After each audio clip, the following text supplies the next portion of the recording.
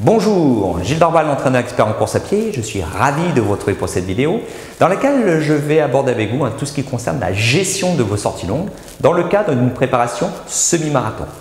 Pour cela, on se retrouve immédiatement après notre jingle.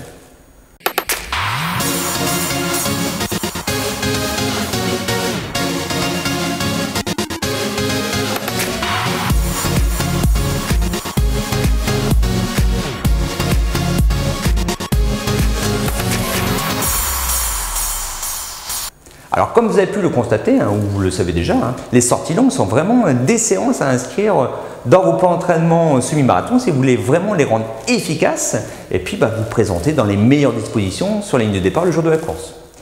Les objectifs recherchés et visés par l'intermédiaire de ces sorties longues sont vraiment multiples. On va notamment chercher à améliorer votre endurance physiologique, c'est-à-dire améliorer les différents processus physiologiques qui interviennent dans la réalisation d'un effort de longue durée. On va chercher aussi à améliorer votre endurance musculaire, à rendre les muscles de vos jambes plus costauds, à mieux résister à la casse musculaire inhérente à ce type d'effort. Et puis aussi, on va améliorer votre endurance psychologique. En effet, en programmant des sorties longues dont la durée va avoisiner les 1h40, 1h45 comme on va voir tout à l'heure, vous allez aussi vous placer dans les meilleures dispositions et puis vous allez pouvoir aborder sereinement l'effort qui vous attend. Donc à travers cette vidéo, je voulais tout simplement vous apporter les éléments, les conseils de base pour mettre en place des sorties longues qui soient vraiment bénéfiques dans le cadre de vos préparations semi-marathon. Allez, c'est parti, on passe en revue donc les différents éléments à respecter. Alors tout d'abord, la durée. Alors je rappelle, comme tout plan d'entraînement bien structuré, normalement votre plan semi-marathon comporte deux phases. Une phase de développement général et une phase de développement spécifique.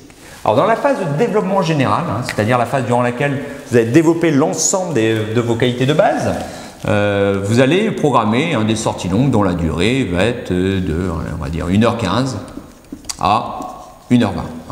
Pas nécessaire d'aller au-delà de 1h20 durant cette première phase du plan d'entraînement. Par contre, dans la deuxième phase du plan d'entraînement, là, il va falloir augmenter la durée de ces fameuses sorties longues. Alors là, on sera plutôt sur un effort qui sera compris au maximum entre 1h40 et 1h45. Alors ces 1h45, évidemment, vous allez les atteindre de manière progressive. Là aussi, il est important de respecter la notion de progressivité. On ne passe pas du jour au lendemain d'1h15 à 1h45.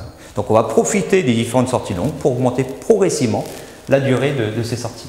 Alors ici, on va atteindre la sortie la plus longue à 3 semaines. Organisez-vous pour que cette sortie la plus longue soit programmé à 3 semaines de l'objectif.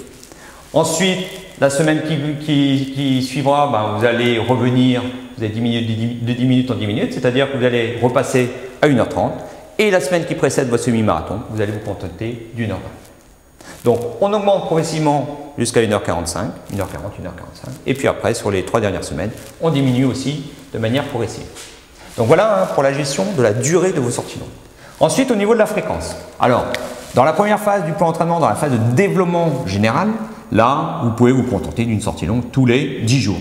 Il n'est pas nécessaire de venir programmer une séance par semaine. Alors, par contre, dans la deuxième phase du plan d'entraînement, dans la phase de développement spécifique, je rappelle la phase durant laquelle vous allez rendre votre organisme le plus économe, le plus efficace possible à l'allure que vous visez le jour de la course, là, vous allez pouvoir programmer une sortie longue par semaine. Alors ensuite, le contenu. Alors le contenu, il va varier. D'une semaine à l'autre, vous allez avoir le contenu de votre sortie longue qui peut changer.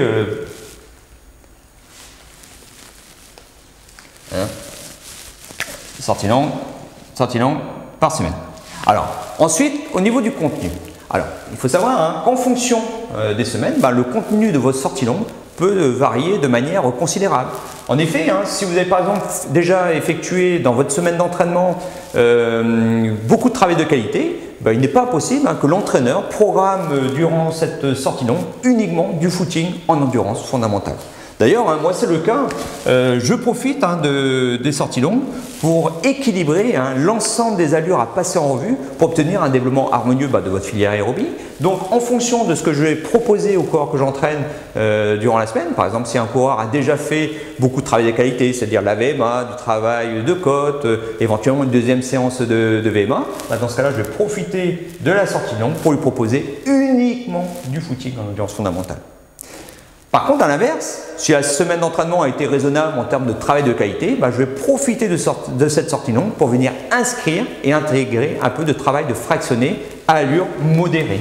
Alors là, on va mettre travail de fractionné à allure modérée. Je mets ça de manière, je mets juste les initiales pour aller plus vite.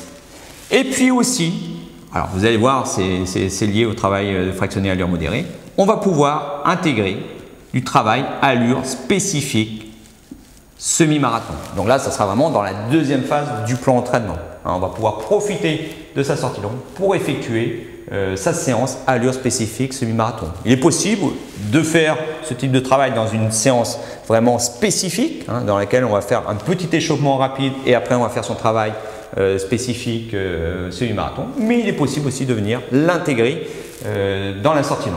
Je vous expliquerai dans quelques instants quel peut être l'intérêt. Donc ici, je rappelle, en endurance fondamentale, on est sur des intensités d'effort comprises entre 65 et 75% de la fréquence cardiaque maximale. Et ici, pour le travail de fractionné à allure modérée, on est sur des intensités d'effort qui sont comprises entre 80 et 90% de sa fréquence cardiaque maximale, sachant que mon allure semi-marathon est proche des 90% de ma fréquence cardiaque maximale. Donc c'est pour ça, quand j'intègre du travail de fractionné à allure modérée, quelque part, j'intègre déjà du travail à allure spécifique semi-marathon, notamment lorsqu'on est dans la partie haute de cette zone de travail de fractionné à allure modérée. Donc d'un point de vue concret, au niveau des séances, des sorties longues que vous pourriez programmer, on pourrait avoir par exemple sur une sortie longue d'1h30, une sortie qui s'organiserait de la manière suivante. Vous pourriez commencer par un footing de 45 minutes en endurance fondamentale. Là, c'est un footing d'échauffement. Donc, on est à 65-75% de sa fréquence cardiaque maximale. Et après, vous pourriez enchaîner par exemple par un 2 fois 15 minutes à 80-85% de votre fréquence cardiaque maximale. Évidemment, quand vous additionnez les temps de course, 45 minutes plus 30 minutes, allez, on peut rajouter 2 minutes de récupération entre les deux efforts, ça nous fait donc 37 minutes, ça nous fait en tout, donc ça fait 1h17 déjà de travail. Vous allez profiter des minutes qui restent pour effectuer un petit footing de récupération et pour arriver jusqu'au 1h30. Autre exemple, alors on va faire déjà une séance, ça fait déjà une bonne petite sortie longue. On va passer encore au stade au-dessus et on va profiter justement de cette sortie longue pour intégrer du travail de fractionné à allure modérée, mais cette fois-ci à 85-90% de votre fréquence cardiaque maximale, donc de la fourchette haute, et qui correspondra en fait à mon allure spécifique semi-marathon. Donc, on part sur une sortie longue d'1h40, durant laquelle on pourrait faire un footing, par exemple de 50 minutes, toujours pareil, en endurance fondamentale. Et ensuite, on enchaîne par exemple, 4 fois 8 minutes à son allure spécifique 21 km, c'est-à-dire semi-marathon. Autrement dit, on peut le mettre aussi comme ça, 90% de sa fréquence cardiaque maximale. Donc voilà, donc là vous avez deux exemples de sorties longues qui intègrent du travail de fractionné à allure modérée, mais aussi donc indirectement du travail à allure spécifique semi-marathon. Alors l'avantage, vous avez dit tout à l'heure, j'évoquerai, quel peut être l'avantage d'intégrer son travail à allure spécifique semi-marathon dans sa sortie longue? C'est tout simplement que vous allez travailler déjà sur une petite pré-fatigue musculaire.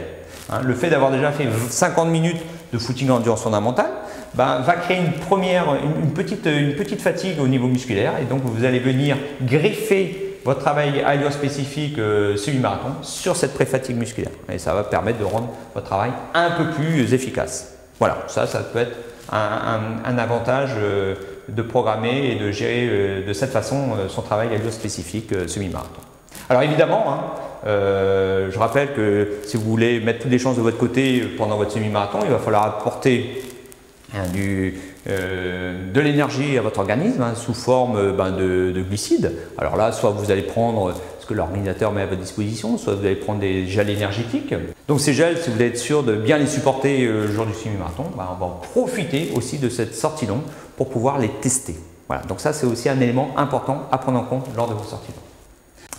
Voilà, donc si vous aussi, vous désirez mettre en place un entraînement efficace en course à pied, et notamment dans le cadre du semi-marathon, et puis profiter de mes 30 ans d'expérience dans le domaine de l'entraînement en course à pied, je vous invite à cliquer sur le lien présent sur cette vidéo ou en dessous de cette vidéo, d'indiquer votre prénom, votre adresse mail, et ainsi je vais pouvoir vous faire parvenir toute une série de vidéos gratuites extraites de mon programme d'entraînement et de coaching Courir 360. Et puis pour les personnes intéressées aussi, dans quelques jours, je pourrai vous faire parvenir toutes les modalités pour rejoindre ce programme d'entraînement et de coaching Courir 360. D'ici là, je vous souhaite un bon entraînement, un bon run, et puis je vous dis à très vite.